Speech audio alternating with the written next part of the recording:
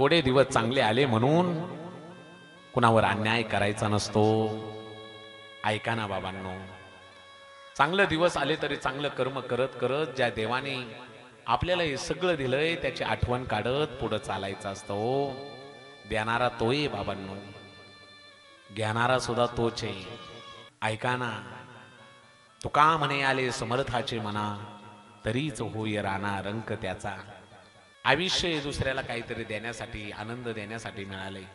प्रत्येकाला काही ना काहीतरी देता येऊ शकतं. ऐका ना, ज्याच्या दारात बाग फुलून आली त्याने 2 फुलं इतरांसाठी द्यावी. ज्याचे स्वर जुळून आले त्याने 2 गाणी इतरांसाठी गावी. ज्याच्या दारात आभाळ भरून आले त्याने उंजळभर पाणी इतरांना द्यावं. ज्याची उंची आकाशाला टेकली त्याने असंच वरती उंच मान करून पाहू नये. आपल्यापेक्षा लहानाला हात द्यावा आणि बरोबर घेऊन चालावं. याला जीवन म्हणायचं असतं. हो, याला जीवन म्हणायचं असतं. कोणत्या टायमाला श्वास निघून जाईल काही भरोसा नाहीये बाबांनो. चांगलं कर्म करा. या जगात तर हितलं इथंच फेडावं लागतं.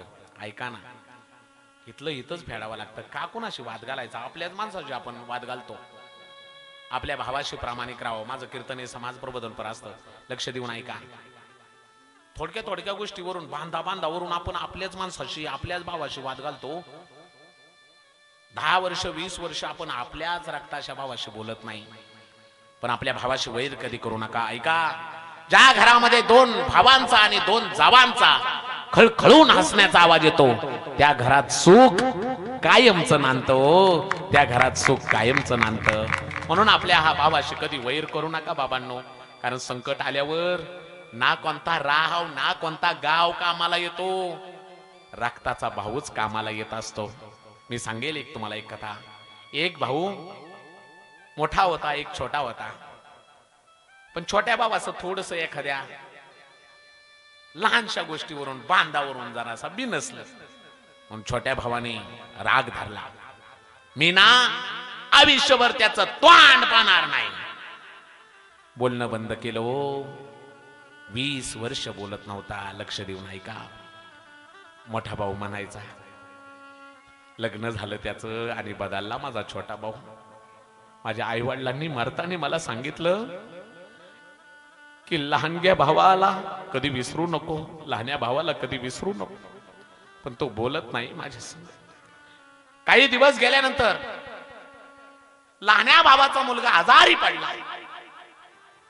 दवाखान्यामध्ये नेलं त्याला. सिरियस होता. डॉक्टरनी सांगितलं मुलाच्या हृदयाला लय मोठं होल आहे आणि जर ऑपरेशन नाही झालं तर मुलगा वाचणार नाही आणि ऑपरेशन साठी 5 लाख रुपये लागणार आहेत. आता पैसा नव्हता छोट्या भावाकडे. सगळ्यांना फोन केले. प्रत्येकाने काही ना काहीतरी कारण सांगितली. कोणी कामाला आले नाही. दुसऱ्या वेळेला फोन केल्यावर कोणी फोनही उचलले नाही. डोळ्यातून अश्रूच्या धारा येऊ लागल्या. आपल्यावर वेळ आल्यावर कोणी नसतं आपलं, कोणी नसतं आपलं. सगळ्यांना फोन लावला, कोणी कामाला आलं नाही. हीच बातमी मोठ्या भावाला कळाली की माझ्या बारक्या भावाचा मुलगा दवाखान्यामध्ये आणि आज जर त्याचं ऑपरेशन नाही झालं तर उद्या त्याच्या चितेला अग्नी द्यावा लागेल. मोठ्या भावाने सावकार गाठला. सावकाराच्या चरणावर आपली टोपी ठेवली. पायावर आपली टोपी ठेवून मोठा भाऊ म्हणतोय, सावकार आयुष्यात कधी तुमच्या पुढे हात जोडले नाही. आज आलोय जरासा. गरज आहे हो, 5 लाख रुपयाची गरज आहे. या वेळेला द्यावो. एवढी वेळ माझी बागवावो. तुमचे उपकार कधी विसरणार नाही. सावकार, माझ्या भावाचा मुलगा मरणाच्या दारात आहे. दवाखान्यात येतो. आज त्याचं ऑपरेशन नाही झालं तर उद्या त्याची चिता आम्हाला पाहावा लागेल. सावकार, 20 वर्ष झालं माझा भाऊ माझ्याशी बोलत नाहीये. पण त्या बारक्या पोरांनी काय केलंय? त्याचा जीव वाचला पाहिजे. कळालं मला. अनेकांना त्यांनी पैसे मागितलं पण कोणी पैसे त्याला देत नाही. 5 लाख रुपये द्या, कितीही व्याज वाहू द्या. वेळेच्या आत तुमची नेलेली रक्कम आणि व्याज आणून देईल. 5 लाख रुपये घेतले, दवाखान्यामध्ये भरले, मुलाचं ऑपरेशन झालं. छोट्या भावाला कळालं सुद्धा नाही. छोटा भाऊ ज्यावेळी दवाखान्यात आला, कळालं की मुलाचं ऑपरेशन झालंय. विचारलं डॉक्टरांना, कसं काय झालं माझ्या मुलाचं ऑपरेशन? डॉक्टरांनी सांगितलं, आला होता एक देव माणूस, त्यांनी 5 लाख रुपये सगळे दिले आणि मुलाला जिवंत ठेवा म्हणून रडून सांगत होता, हात जोडून सांगत होता. कोण होता देव माणूस काही माहित नाही. ओ डॉक्टर साहेब, सांगा ना मला, कोण होता? कोण होता तो देव माणूस जो माझ्या मुलाच्या ऑपरेशनसाठी पैसे देतोय? कोण होता? डॉक्टरांनी सांगितलं, त्यांनी सांगितलंय नाव सांगू नको, पण ते बघ, जो वडाच्या झाडाखाली, दवाखान्याच्या बाहेर जो वडाच्या झाडाखाली उभा आहे ना, तोच देव माणूस आला होता. त्यांनी तुझ्या मुलाच्या ऑपरेशनसाठी पैसे दिले. बघ, डोक्यावर टोपी आहे त्याच्या. पळत पळत पळत गेला. कोण असेल हा देव माणूस? कोण असेल हा देव माणूस जो माझ्या मुलाच्या ऑपरेशनसाठी पैसे देतोय, माझ्या मुलाचा प्राण वाचवतोय? कोण असेल?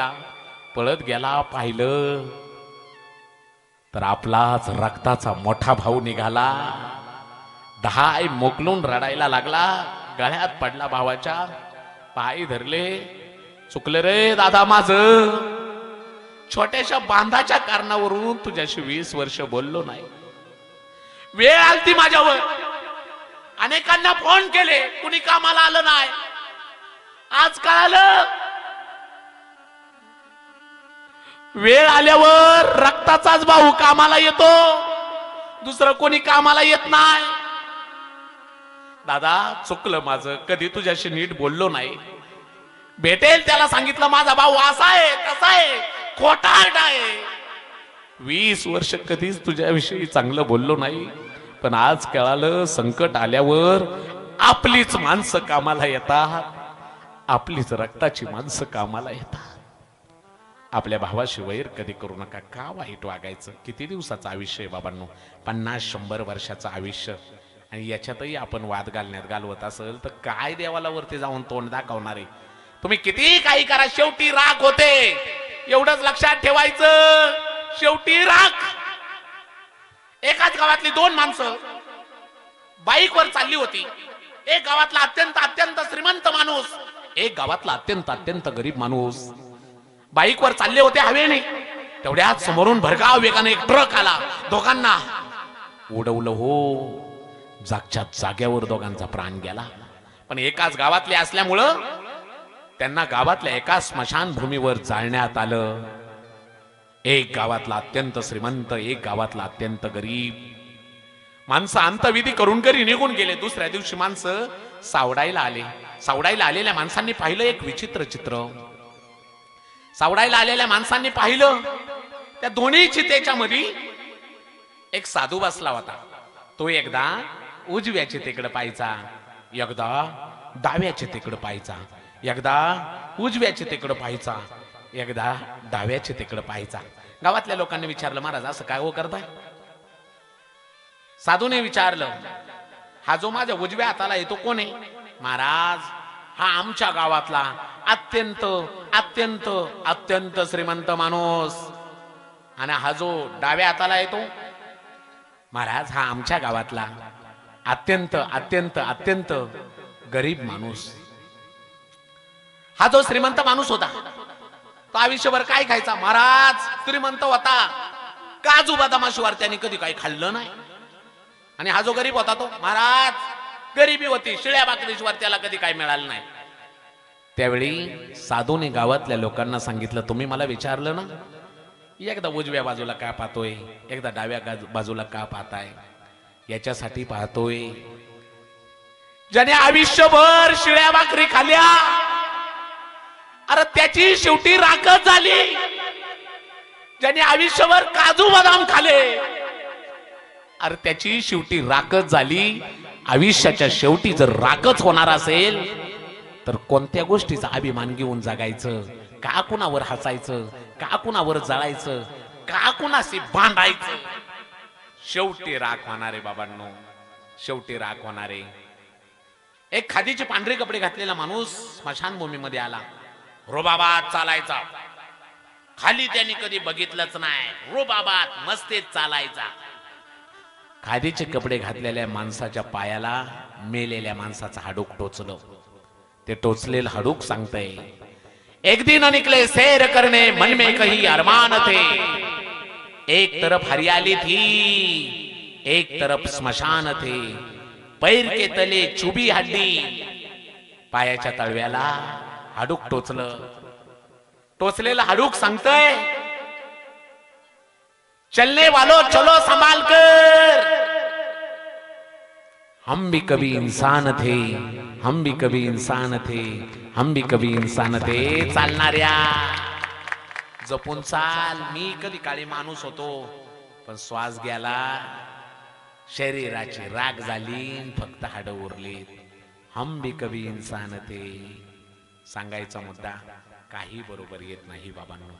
केलेलं चांगलं कर्म भजन आपल्याला परमेश्वरापर्यंत नेतं.